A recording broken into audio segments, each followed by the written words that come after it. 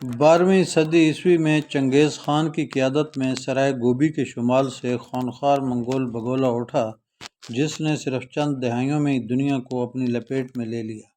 منگول لشکروں کے سامنے چین، خوارزم، وسط ایشیا، مشرقی یورپ اور بغداد کی حکومتیں ریت کی دیواریں ثابت ہوئیں۔ منگول حملے کا مطلب بے دریغ قتل عام اور شہر کے شہر کی مکمل تباہی تھی۔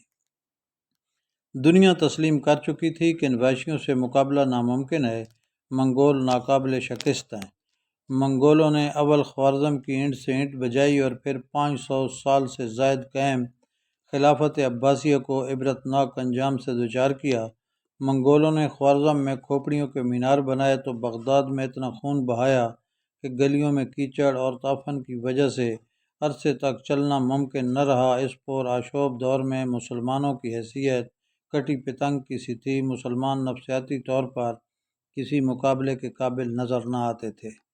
ایسے میں مصر میں قائم مملوک سلطنت ایک مدھم سی امید کی لو تھی، وہی سلطنت جس کی بھاگ دوڑ غلام اور غلام زادوں کے ہاتھ میں تھی۔ منگول یورپین ایکسس کا اگلا ہدف بھی یہی مسلم ریاست تھی، وہ آخری ریاست جس کی شکست مسلمانوں کے سیاسی وجود میں آخری کیل ثابت ہوئی۔ مملوک بھی اس خوفناک خطرے کا پورا ادراک رکھتے تھے، جانتے تھے آج نہیں تو کل یہ معرکہ ہو کر رہے گا، اور یہ معرکہ ہوا۔ تاریخ تھی 3 ستمبر 1260 اور میدان تھا عین جالوت کا۔ منگول مسلم سیاسی وجود کو ختم کرنے سر پر آن پہنچ چکے تھے۔ منگول طوفان جو بڑی بڑی سلطنتوں کو خس و خاشاک کی طرح بہا کر لے گیا تھا، آج ان کے مد ممالک مملوک تھے جن کی قیادت رکن الدین بیبرس کر رہا تھا، وہ بیبرس جو کبھی خود بھی فقط چند دینار کے عوض فروخت ہوا تھا۔ کم وسائل اور عددی کمتری کے باوجود بیبرس کو یہ معرکہ ہر حال میں جیتنا تھا۔ مسلمانوں کے سیاسی وجود کو قائم کرنے کے لیے آخری سپاہی آخری سانس تک لڑائی لڑنی تھی۔ طبل جنگ بجا، بدمست طاقت اور جنون کے درمیان گھمسان کا رن پڑا۔ طاقتور منگول جب اپنی تلوار چلاتے تھے تو ان کا وار روکنا مشکل ترین کام ہوتا تھا، لیکن آج جب مملوک وار روکتے تو تلواریں ٹکرانے سے چنگاریاں نکلتیں، پھر جب جوابی وار کرتے تو منگولوں کے لیے روکنا مشکل ہو جاتا۔ منگولوں نے مملوکوں کو دہشت زدہ کرنے کی بھرپور کوشش کی، لیکن یہ وہ لشکر نہیں تھا جو مرعوب ہو جاتا۔ منگولوں نے کبھی ایسے جنونی لشکر کا سامنا نہیں کیا تھا۔ وہ پہلے پسپا ہوئے، انہوں نے منگول میدان جنگ سے بھاگ کھڑے ہوئے۔ مملوکوں نے گاجر مولی کی طرح کاٹ کر رکھ دیا۔ معاملہ یہاں تک پہنچا کہ بھاگتے منگولوں کو عام شہری آبادی نے بھی قتل کرنا شروع کر دیا۔